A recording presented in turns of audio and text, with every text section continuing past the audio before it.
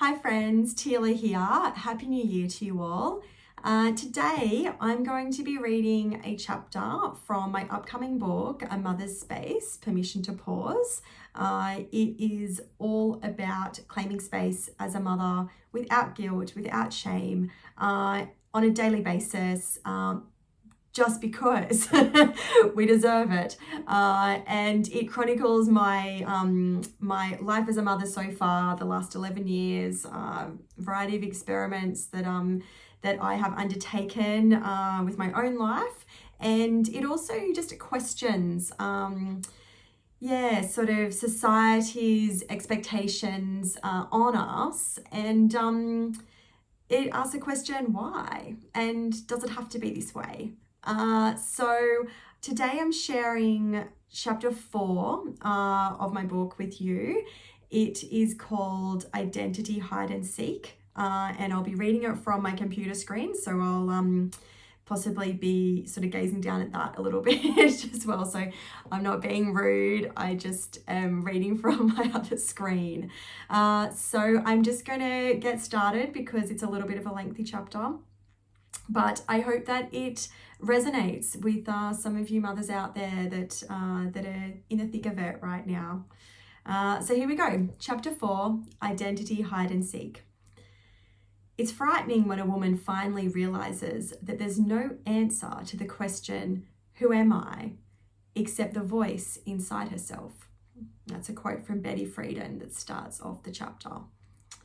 There's a scene in the 2008 movie Marley and Me where Jennifer Aniston's character Jenny is completely wiped out by the demands of a newborn, a toddler, and a huge, crazy, messy canine called Marley, who's at the central feature of the film.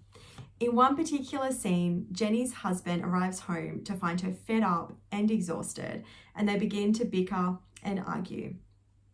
At the height of their argument, right after Jenny exclaims she does not indeed have postnatal depression, she decries how exhausted she is and that I don't even know who I am anymore. I've had so many of these moments that watching this film was like gazing into a mirror pond. After having my first daughter in 2011, I felt lost in my own body and poignantly realized that I simply had no idea who I was anymore.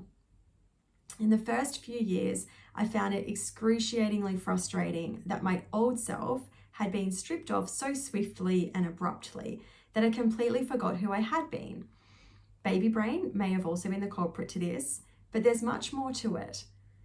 I found myself reliant on the memory banks of family, friends, and colleagues to recollect snippets of my career and education, freedom, and independence. I cannot wait to get back to work when Carlin is 6 months, I decried to my husband. Work will be so much easier than this. I longed for the nights that I would just sit in front of the heater with our dog Dexter and watch a whole uninterrupted episode of CSI or 24. Yes, we are going back a few years here. I yearned for the opportunity to procrastinate. I reminisced over being able to follow a train of thought from start to finish and the epiphanies this would sometimes reveal. I loved watching my daughter grow and glow with each new discovery, but at the same time, my own spark of discovery was dying out. Looking back, what I lacked was support. I was adamant I could do it all on my own with ease and control. The reality was that for most of the week, I was doing this parenting thing on my own. My husband would leave for work before 6 a.m. and arrive home around 9 p.m. He was and still is a hard worker, but he missed a lot of our first daughter's early life due to work commitments. We'd both been workaholics before becoming parents. However, my work life had encountered a swift and dramatic overhaul on the arrival of our first child. I'd always been known for my job title or academic accomplishments. Now that it was taken away from me, even if on a temporary basis, I felt lost, confused, and alone in a world where I felt so defeated and inexperienced. I was scratching my head as to who I was and chasing the ideal of motherhood that I now know just doesn't exist. A journal entry from my diary at the time went something like this. The lack of me time to just think or contemplate anything at all is astoundingly absent in complete entirety. I am at this baby's every beck and call, and my boobs are, despite being at their most impressive size of all time in my life, just as exhausted as I am in meeting the constant feeding demands of this new little human in our life. In fact, last night I was up feeding at around 2 a.m. and I was awash with the feeling that our little addition to our family may not only be sucking milk from my body, that she was sucking the absolute life and spirit from me to the point where I had no clue who I was or what day it was. I hope that it gets easier, as every single person I bumped into assures me it will. I would love to say that I've completely overcome the sense of self-sabotage, guilt, lack of self-worth, and identity crisis, but this is wholeheartedly untrue. I have learned to manage my feelings around these concepts, but I will be the first to admit that they still have a habit of creeping in at times when I least expect. For example, recently my youngest daughter was diagnosed with two rare eye conditions called orbital cellulitis and orbital myositis. The former is a bacteria infection of the eye socket that causes severe swelling around the eye and can lead to sight loss and surgery in extreme cases. The latter is an inflammation of the muscle near the eye that restricts eye movement and has been linked to a series of autoimmune diseases. After being admitted to a local hospital, the severity of her condition increased dramatically, and we ended up at the Sydney Children's Hospital under the care and expertise of the country's top paediatric eye doctors, the most senior one admitted to having only seen a case like Ava's twice in his entire career. It had been an emotional, stressful period, and I slept next to her in hospital for a week with no sleep.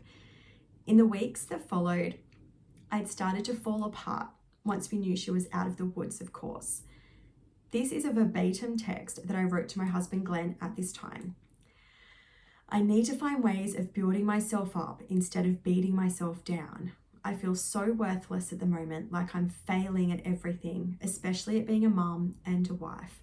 I feel like I give so much of myself, but I just feel that overall it doesn't seem to help the kids and their respect of me. I'm no fun anymore and need to look after myself so much better after stressful periods like Ava's eye. I have found that in motherhood, we can become equal parts strong and vulnerable, and that it is important to accept all parts of ourselves, else risk domination by the most suppressed of inner feelings. 5 tips to free yourself from self-doubt. When we start to question who we are and what we stand for, it's highly likely to also experience episodes of self-doubt and sabotage. It has a sneaky way of shrinking you down to something you're not and talking you out of all of your positive traits and features. In my own experience, self-doubt and identity crisis have played out hand in hand. This is my own personal 5-step process that I launch into action as soon as I smell a whiff of self-doubt creep in. Number 1, immediately recognize the feeling. The first and most important action is to pause, close your eyes, and accept the feeling of doubt that is arising. By attempting to suppress it or ignore it, it will only give it room to grow and morph into something tougher to quash. As you breathe in, imagine you're breathing in love. As you breathe out, imagine you're breathing out the self-doubt. Place one hand on your heart and one hand on your belly and repeat. Recognize that you are not your self-doubt, and although you can welcome it to stay with you, it must obediently sit outside of your body at your feet. Number 2, do not engage with the doubt in your own mind. Once you've consciously observed the doubt, breathed in self-love, and allowed the doubt to sit outside of you at your feet, do not continue to encourage it in any way. It is now separate from you, and you have the power to keep it that way. Number 3, do not reaffirm the doubt with other doubters. This is probably the most important point. If there are people in your life, especially close friends or family members, with a penchant for the glass half empty way of life, do not in any instances contact them to talk about your issues with self-doubt. In my own experiences, you might be able to relate. These people in our life, despite their best loving intentions, oftentimes inflame the feelings of doubt and self-sabotage and compound the effect rather than help it. By agreeing with you and affirming your lack of confidence in yourself will only make the situation worse. Number 4, do pick up the phone. Do pick up the phone immediately and call one of the positive lights in your life. The people that encourage you and always seem to offer the right advice no matter how bad you're feeling. For me, one of my first go-tos is my best friend of 36 years, Danielle, who's always had a way of cheering me up and affirming all of my good traits, even if none of them are shining bright on that particular day. Reminding me of who I am and where I've come from, and just quite frankly makes me laugh out loud so hard that I almost wet myself. This is the type of person you want to be talking to when you're down and out about yourself. Who is a Danielle in your life?